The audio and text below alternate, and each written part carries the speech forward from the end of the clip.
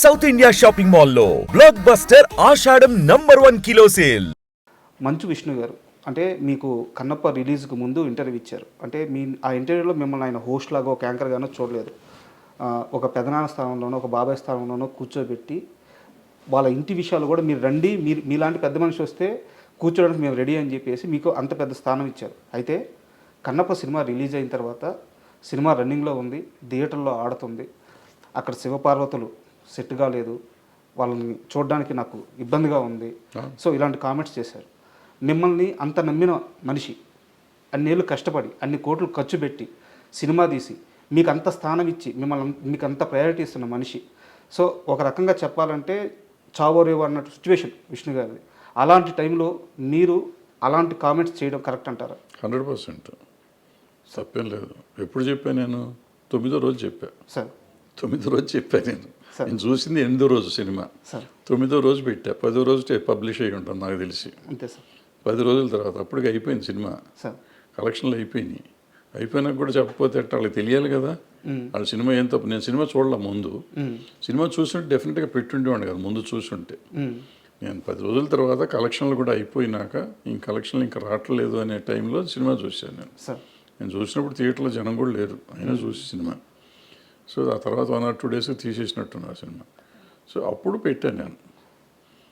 మీకు విష్ణు గారు ఏమైనా ఫోన్ చేశారా? నేనే ఫోన్ చేశాను, విష్ణుకి ఫోన్ చేశా, మోహన్ బాబు గారికి కూడా ఫోన్ చేశా. ఓకే. ఫోన్ చేసి మీరు ఈ తప్పు చేశారు, ఎందుకు చేశారు ఈ తప్పు? ఈ ఎవరు లేకపోయినా కానీ ఆడేది ఆ సినిమా, బ్రహ్మాండంగా ఆడేది సినిమా, సూపర్ హిట్ అవ్వాల్సిన సినిమాని మీరందరూ కలిసి average cinema, below average cinema చేశారు. ఫ్లాప్ సినిమా అన్నాను నేను ఇప్పటికి కూడా. ఓపెనింగ్ వచ్చింది ఆ మాత్రం. బట్ ప్రభాస్ లాంటి వాడు మీకు డేట్లు ఇచ్చి చేస్తున్నప్పుడు దాన్ని మనం నిలబెట్టుకుని ఉంటే ఎంత సెన్సేషనల్ అయ్యేది ఆ సినిమా. సో బాగా తీయటం వేరును, ఒక కంటెంట్ని చంపుకోవటం వేరు. ఇవాళ చాలామందికి అర్థం కావాల్సిన విషయం, పులిని చూసి నాకు బాహుబలిని చూసి బాహుబలిని, త్రిబులార్ని చూసి త్రిబులార్ చేయలేం మనం. అంతే. మనకి ఈ కాళహస్తి మహత్యం కానీ భక్త కన్నప్ప కానీ 2-3 వర్షన్స్ 4-5 వర్షన్స్ తీశారు. ఇప్పటికి 10 సార్లు తీశారు సినిమాలు. తెలుగులో 2-3 సార్లు వచ్చినా మిగతా భాషల్లో కూడా తీశారు. సో అది అన్ని సార్లు ప్రూవ్ అయిన సినిమా. మరి ఇప్పుడు యావరేజ్ ఎందుకయింది? అక్కడ ప్రతిసారి భక్తిభావం నిలబడింది, ఇక్కడ భక్తిభావం నిలబడలేదు. ఇక్కడ శివుడు పార్వతి వెకిలిగా ఉన్నారు. అది చెప్పాలి. నేను చెప్పాను, డైరెక్ట్గా ఫోన్ చేసి చెప్పాను. నేనే ఇట్లా యూట్యూబ్లో పెట్టుకోవాలా, యూట్యూబ్లో పెట్టే ముందే ఫోన్ చేశా. పెడతానని చెప్పలేదు, అది వేరే. బట్ వాళ్ళకి ఫోన్ చేసి చెప్పాను, ఇద్దరికి చెప్పాను. మోహన్ బాబు గారిని గట్టిగా అన్నాను నేను, మీరు పట్టించుకుని ఉంటే ఇట్లా ఉండదు సినిమా. ఎందుకంటే ఆయన అసిస్టెంట్ డైరెక్టర్ చేశాడు, యాక్టరు, మంచి యాక్టరు, ఆయనకు తెలుసు, అన్ని విషయాలు తెలుసు. మరి పట్టించుకోకుండా భక్తి లేకుండా సినిమా తీసి భక్త కన్నప్పని వారియర్ సినిమా చేస్తే ఎట్టా ఉంటుంది సినిమా? ఆ సినిమా రేంజ్కి ఆ సినిమా ఆడింది వాళ్ళ. బట్ అదే ప్రభాస్ గారిని వాడుకొని చేసినందుకు చేసిన ప్రభాస్ క్యారెక్టర్ చాలా బాగుంది ఆ సినిమాలో. కానీ ఎవరైతే శివుడు భక్తుడైన, శివుడే సరిగ్గా లేకపోతే ఇంక భక్తి ఎక్కడ వస్తుంది? సో క్యారెక్టర్ ఫిట్నెస్ ఒకటి కావాలి. వచ్చి అనామకుడిని పెట్టినా పర్వాలేదు, బాగుండేది. ఈ అనవసరం ఈయన పెట్టి డబ్బులు బొక్కది. ఆ డబ్బులే ఇప్పుడు నష్టం వస్తాయి. ఒకవేళ నష్టం వస్తే వాళ్ళిద్దరికి ఇచ్చిన ప్రతి రూపాయి నష్టమే నా లెక్కలో. అంటే సో అందుకని ఇప్పుడు మీరు అన్నారు, మీరు ఇంతకుముందు కూడా అన్నారు నాకు ఈగో అనో లేకపోతే కోపం అనో ఇంకోటనో మన వాళ్ళకు కూడా మనం చెప్పకపోతే ఏంటి? ఇది కాకుండా నన్ను సీనియర్ ఇంతకుముందు అడిగారు, మీరు ఈ ఇండస్ట్రీ కోసం ఏంటని. ఇండస్ట్రీకి ఈ పాఠం చెప్పాలి. ఇది నేను చెప్పకపోతే, నాకు తెలిసినంత వరకు తప్పో ఒప్పో నేను చెప్పింది చెప్పకపోతే రేపు ఇంకోళ్ళు తీస్తారు, ఇంకో కన్నప్ప తీస్తారు, అది ఫ్లాప్ అవుతుంది. మీరు పాండురంగ మహత్యం తీశాడు రాఘవేంద్రరావు గారు, పాండురంగాన్ని, ఆయన ఇలాగే తప్పులు చేశాడు, అది పోయింది. సో భక్తి సినిమాని భక్తిభావంతో మీరు తీయకపోతే ఆ సినిమాలు పోతాయి. మీరు పాండురంగ సినిమా తీసుకోండి, కన్నప్ప తీసుకోండి, ఇంకోటి తీసుకోండి. మరి బాలకృష్ణ గారు రాఘవేంద్ర గారు పెద్ద సినిమానే కదా అది. మరి ఎందుకాళ్ళ పాటలు కూడా బాగానే హిట్ అయినాయి, ఎందుకాళ్ళ దాంట్లో పాత సినిమాలో ఉన్న భక్తి ఏది? ఆ ఎమోషన్ ఎక్కడ దొరికింది? రాలేదు. ఎందుకు రాలేదు? ఎందుకు తీయలేకపోయారు మీరు? సో ఏదో మార్పులు మీరు చేద్దాం అనుకుంటే అవ్వదు అది. సార్ ఏదో చేసేద్దాం, వాళ్ళు చేసిన దానికంటే మనం గొప్పగా చేద్దాం, గొప్పగా చెయ్యండి. ఆ భక్తి పారవస్యం ఎవరికైనా రావాలి. సినిమా చూస్తా అంటే అనుభూతి రావాలి, రోమాలు నెక్కిపడవాలి. భక్తి సినిమాల్లో ఉండే అడ్వాంటేజ్ అది. సినిమా రిచ్గా తీశారా, ఖర్చు పెట్టారా లేదా కాదు, భక్తి వచ్చేస్తుంది ఆటోమేటిక్గా. నేను దేవుడికి దండం పెట్టను, కానీ భక్తి సినిమాలు చూస్తుంటే నా కళ్ళెమ్మటి నీళ్ళు వచ్చేస్తాయి. ఒక రకమైన జలధరింపు వస్తుంది బాడీలో సినిమాలు చూస్తుంటే. అది అంటే యాజ్ ఎ కామన్ ఆడియన్స్, భక్తుడు సినిమా దేవుడు కాదు కాదు అక్కడ ఎమోషన్ ఎమోషన్ వస్తుంది. ఇప్పుడు అన్నమయ్య సినిమా చూస్తాం. అన్నమయ్యలో ఆయన జీవితం అంతా ఆయన కోసం దారపోస్తాడు. దారపోసినాక ఆ లాస్ట్ సీన్లో ఉన్నప్పుడు అప్పుడు జోలపాట పాడావు చూడు అంటే ఆయన విష్ణుమూర్తి పాడతాడు, వెంకటేశ్వర స్వామి పాడతాడు ఆ పాట. అవును, నా పాట మీ నోటి గుండా నేను అంటే నేను జన్మ తరించింది అయ్యా అంటా ఉంటే వల్ల వల్ల వల్ల వల్ల ఈ రోజుకి ఏడుస్తాను నేను. అది 20 సార్లు చూశాను నేను, చూసి ఉంటే 20-30 సార్లు చూసి ఉంటా. ఈ రోజుకి లాస్ట్ అప్పుడప్పుడు భక్తి భావంలో అని 15 నిమిషాలు వేస్తారు. ఆ డైలాగ్ వచ్చినప్పుడు ఏడుపు వచ్చేస్తుంది. అది దట్ ఈస్ పవర్ ఆఫ్ ఇది భక్తి. 1 మంత్ బ్యాక్ రాఘవేంద్రరావు గారిని కలిసాను సార్. ఆయన దగ్గరికి వెళ్ళి ఒక సందర్భం వెళ్ళి బ్లెస్సింగ్స్ తీసుకున్నాను. ఆ సమయంలో ఈరోజు మీరు ఏదైతే ఎగ్జాంపుల్ చెప్పారో ఆ గడప దగ్గరికి వచ్చి తను రాసిన పాటలన్నీ అక్కడ వేసి ఆ దర్శనం అవ్వగానే అదే ఎగ్జాంపుల్ సార్ నాకు ఆయన చెప్పినప్పుడు ఈ రోజుకి ఆయన అన్నమయ్య అంటే రాఘవేంద్రరావు అలాగే పులకరించిపోతున్నారు. ఆయన నేను తీయలేదా ఆ సినిమా, వెంకటేశ్వర స్వామి నా చేత తీపించుకున్నారు అంటున్నారు. మీరు అంటున్నట్టు అది భక్తి సినిమా. అది అందులో అన్ని 100 తప్పులు ఉన్నాయి. ఆ సినిమాలో లేనన్ని తప్పులు ఆ సినిమానే ఫాలో అయ్యారు. ఈ సినిమా కన్నప్ప కూడా అందులో వెంకటేశ్వర స్వామి వాళ్ళు అందరూ కలిసి అది చేయలేదు ఇది చేయలేదు అన్నప్పుడల్లా వీడు మారిపోతూ ఉంటాడు ఈ భక్తుడు అన్నమయ్య.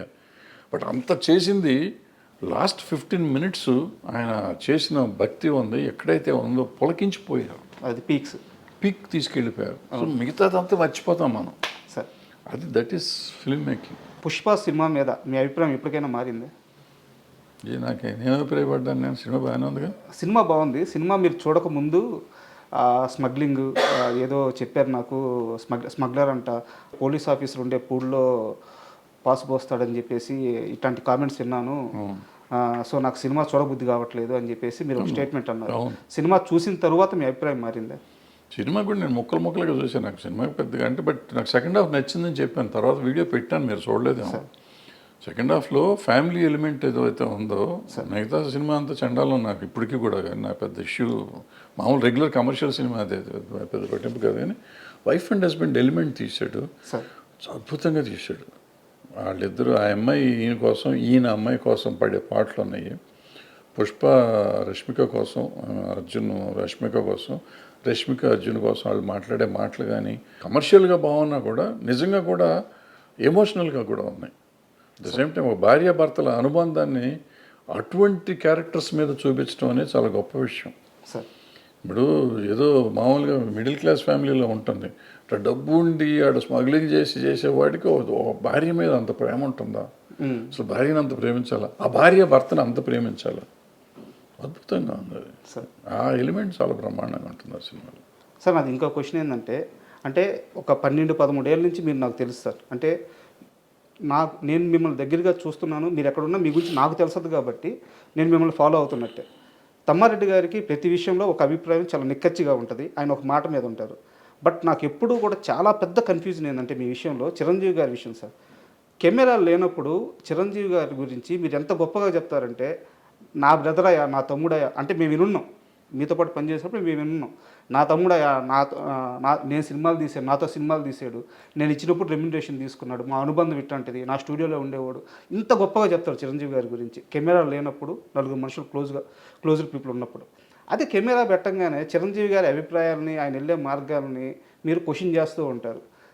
ఇది నాకు అర్థం కాదు సార్ అసలు. అంటే మీ చాలాసార్లు అనుకున్నాను. ఆల్రెడీ ఇంతకుముందు సమాధానం చెప్పాను, మోహన్ బాబు గారి విషయంలో సమాధానం మీకు చెప్పాను, సేమ్ సమాధానం ఇది సార్. ఇప్పుడు ఆయనతో కూడా నేను మాట్లాడి చెప్పినవి ఉన్నాయి కొన్ని. ఆ చిరంజీవి గారికి నాకు ఉన్న అనుబంధం అప్పుడు వేరు, ఇప్పుడు వేరు. బట్ నాకు నచ్చినట్టు చెప్తాను, నచ్చని నాకు మీరు చెప్పినవి అన్నీ నిజం. ఆ నిజం నాకు ఇంకా అనుబంధం అట్లాగే ఉంది నా మనసులో. ఆయనకి మనం ఇవాళ మన చాలా దూరం అయిపోయాం కాబట్టి, బట్ నాకు అనిపించింది చెప్పాలి. ఇందాక ఎందుకు చెప్పాను మోహన్ బాబు గారికి ఆ సినిమాని గురించి ఎందుకు పెట్టారు మీరు, వాళ్ళ జీవితం నాశనం అయిపోతుంది కదా అన్న. జీవితం నాశనం అవ్వదు, నెక్స్ట్ టైం ఆ తప్పు చేయకూడదు అనేది నా పాయింట్. ఈవెన్ ఈయనకు కూడా అంతే. ఆయనకి ఇవాళకి నా తమ్ముడే, ఏ రోజుకి నా తమ్ముడే, నేను చచ్చేదాకా నాకు తమ్ముడే అతను, అది కాదంటల్లా. అతని వెల్ విషర్నే నేను. వాళ్ళు ఒప్పుకున్నా ఒప్పుకోకపోయినా, నమ్మినా నమ్మకపోయినా నేను వెల్ విషర్నే. వాళ్ళు బాగుండాలి అంటే ఇలాంటి తప్పులు చేయొద్దని చెప్పడం, నా ఉద్దేశంలో ఉన్న తప్పులు చేయొద్దని చెప్తాను, ఇప్పటికి చెప్తాను నేను అనిపిస్తే. ఊరికి ప్రతిదానికి వచ్చేసి పని పాట లేకుండా దాని గురించి ఇప్పుడు మంచి మాటలు చాలా చెప్తాను నేను. చిరంజీవి గారిని చాలాసార్లు చాలామంది తిడతంటే నేను వచ్చి మాట్లాడి అడ్డం పడ్డ రోజులు చాలా ఉన్నాయి. మరి ఎందుకు పడుతున్నాను, నాకేం అవసరం సార్? నాకు అర్థం ఆయన నన్ను అడగడు కదా పాపం. ఎప్పుడు నాకు ఫోన్ చేసి ఏమండి వాళ్ళు ఎవరో నన్ను తిడుతున్నారు మీరు రెండని పాపం ఎప్పుడు అనలేదు, వాళ్ళు ఏ జోలికి రాలేదు. బట్ ఎవరో అంటే తప్పు కదా. ఒక మనిషిని ఎందుకు ఇష్టాలతో సంబంధం లేదు. ముందు ఒక మనిషిని మనం కాపాడతాం కాదు, అనవసరంగా అతన్ని స్కేప్ గోట్ని చేయకూడదు. ఆయన చిరంజీవి గారు అవ్వచ్చు, ఇంకోళ్ళు అవ్వచ్చు, ఎవరినైనా కానీ మనం అనవసరంగా దాన్ని చేయకూడదు. ఎవరిలో అడ్వాంటేజ్ నోరు ఉంది కదా అని ఎవడు పడితే ఆడు ఏది పడితే అది మాట్లాడితే మనం క్షమించకూడదు, వదిలిపెట్టకూడదు. అంటే at least I should raise my voice. ఆయన కోసం నేను మంచి కోసం చెప్తాను. ఏదైనా తప్పు అని నేను చెప్పేది చాలామంది నెగిటివ్గా తీసుకుంటారు. నెగిటివ్ కాదు, నా ఉద్దేశంలో పాజిటివ్. అతనుకున్న చరిష్మాకి ఆయనకున్న దానికి కొన్ని ఆయన చేయకుండా ఉంటే బాగుంటుందని నాకు అనిపిస్తుంది. బట్ ఆయన పరిధిలో ఆయనకుంటే ఆయనకుంటేది మన అవసరం అనుకో ఎక్కువ. బట్ ఆగలేను. అది కూడా ఎవరిని అడిగితే చెప్తాను, కావాలని పెట్టి వీడియో పెట్టి చెప్పడం అనేది నేను చేయను.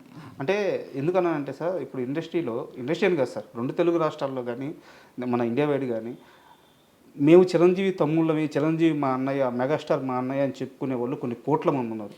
బట్ చిరంజీవి నా తమ్ముడు అని చెప్పే ఒకే ఒక్క పర్సన్ తమ్మారెడ్డి భరద్వాజ. అది మీరు ఎప్పుడు చెప్తూ వస్తున్నారు. బట్ ఏంటంటే కొన్ని సందర్భాల్లో మీరు చేసే కామెంట్స్ ఆయన మంచి కోసమే కానీ వెల్ విషర్గా కానీ చేసే కామెంట్స్ అవి రాంగ్గా పోర్ట్రేట్ అయ్యి వెళ్ళిపోయినప్పుడు కొంతమందికి రాంగ్గా అర్థమవుతుంది. అన్నీ తెలిసిన మనిషిగా నాకు ఈ వైరుధ్యం అర్థం కాలేదు, అందుకని అడిగాను. పడ్డోడు ఎప్పుడు చెడ్డోడు కదా మనకి. కానీ ఇండస్ట్రీలో ఆ నలుగురు ఎవరు అసలు ఉన్నారా లేరా? అన్నీ అయిపోయినాయి, వాళ్ళే ఒప్పుకున్నారు కదా. మళ్ళీ ఇప్పుడు కొత్తగా నేను ఎందుకు మాట్లాడతాను, వాళ్ళే వచ్చి ఈ మధ్య చెప్పారు మేమే నలుగురిలో ఉన్నాం కానీ మేము లేవు దాంట్లో అని చెప్పుకున్నారు. అంటే సమస్య ఏంటంటే చెప్పిన వాళ్ళందరూ మేము లేవంటున్నారు. అది చెప్పలేదు కాబట్టి, చెప్పారు కాబట్టి ఆ నలుగురే. మేము లేవన్న నలుగురు. అండ్ రానున్న కాలంలో చిన్న సినిమాల పరిస్థితి ఎలా ఉండబోతుంది? ఇప్పుడున్న ఇండస్ట్రీ విధానం అంటే ఈ సినిమాలు తీసే విధానం కానీ, కోట్లు ఖర్చు పెట్టి హీరోలకి ఈ భారీ రెమ్యునరేషన్ ఇచ్చి వెళ్తున్న ఈ విధానం కానీ ఇండస్ట్రీ రాబోయే 10-15 సంవత్సరాల్లో ఏ స్థాయిలో ఉండబోతుంది మీరు అనుకుంటున్నారు? చిన్న సినిమాల పరిస్థితి ఎలా ఉండబోతుంది? పెద్ద సినిమాలు తీసే నిర్మాతల పరిస్థితి ఎలా ఉండబోతుంది? ఏం చాలా దుర్భరంగా ఉంటుంది, చూడాలి. అంటే మంచి సినిమాలు కొంచెం చిన్న సినిమాలు, అది మన కోర్టు ఆడినట్టు, బలగం ఆడినట్టు చిన్న సినిమాలు ఆడుతున్నాయి కదా, అట్లా ఆడుతూనే ఉంటాయి. But bad position. సార్ చాలా విలువైన మీ సమయాన్ని మాకు కేటాయించి, అంటే నేను అడగంగానే ఇంటర్వ్యూకి ఒప్పుకొని నన్ను ఎంకరేజ్ చేశారు. సో మీకు విలువైన సమయాన్ని మాకు ఇచ్చారు, చాలా థ్యాంక్ యూ సార్. మరో మంచి టాపిక్తో వీలైతే మళ్ళీ ఒక మంచి ఇంటర్వ్యూ చేద్దాం. Thank you.